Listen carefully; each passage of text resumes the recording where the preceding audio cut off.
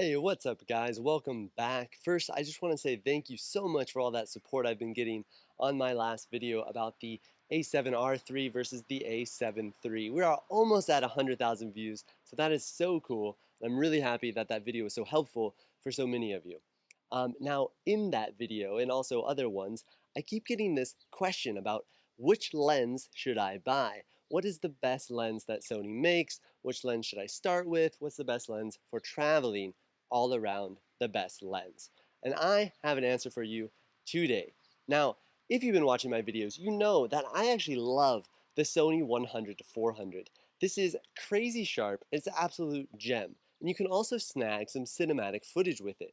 This is a really great lens, but it's just practically too heavy to carry every day. Or it's not really a lens that you would want to take traveling unless you specifically want to shoot wildlife and get that extra range that this lens affords you.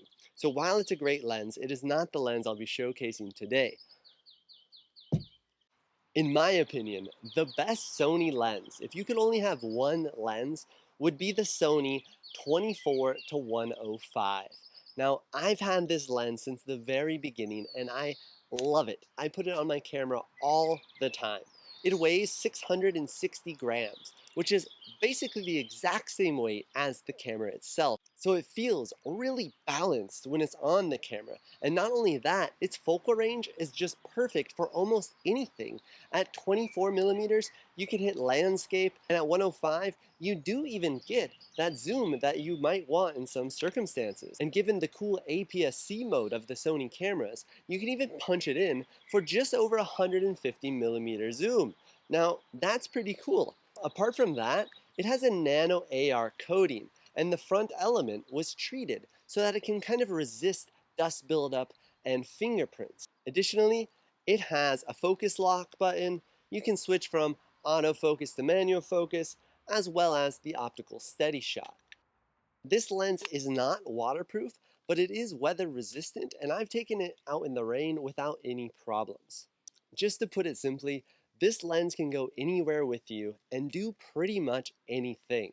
It's a great lens and I would highly recommend it if you could afford it as your first or only Sony lens. I've taken it myself as my only lens on many different journeys and in many different circumstances, and it has never let me down. Check out these examples.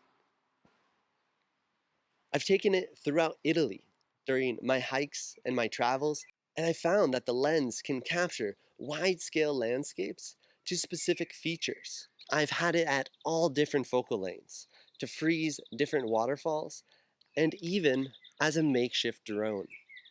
I take it with me at least once a week into the forest and also around different areas around my house. I've shot spots with it, I've shot macro, architecture, and it even has a decent sunstar. I've done night photography and even astrophotography. And yes, that is that Neowise comet over the Dolomites. I've taken it on climbing trips and a bike tour where we went 1,300 kilometers from Salzburg to the Baltic Sea. If you're interested on how to nail bike photography and make your life a little easier, check out this video. I've shot fashion exhibits, art exhibits with this lens. Look at the detail on this thread. I've even used this lens to photograph an actor on my trip to LA.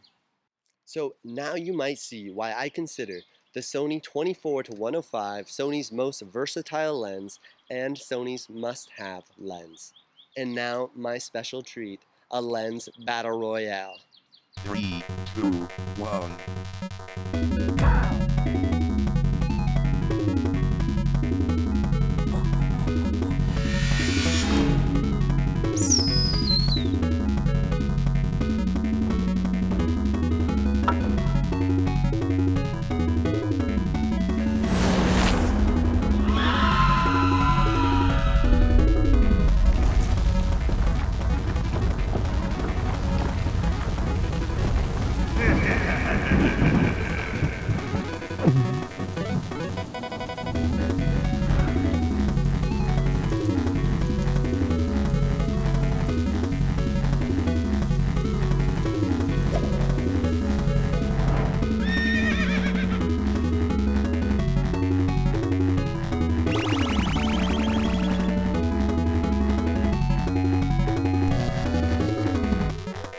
Hey guys, if you're still around, I would appreciate the support by liking or subscribing.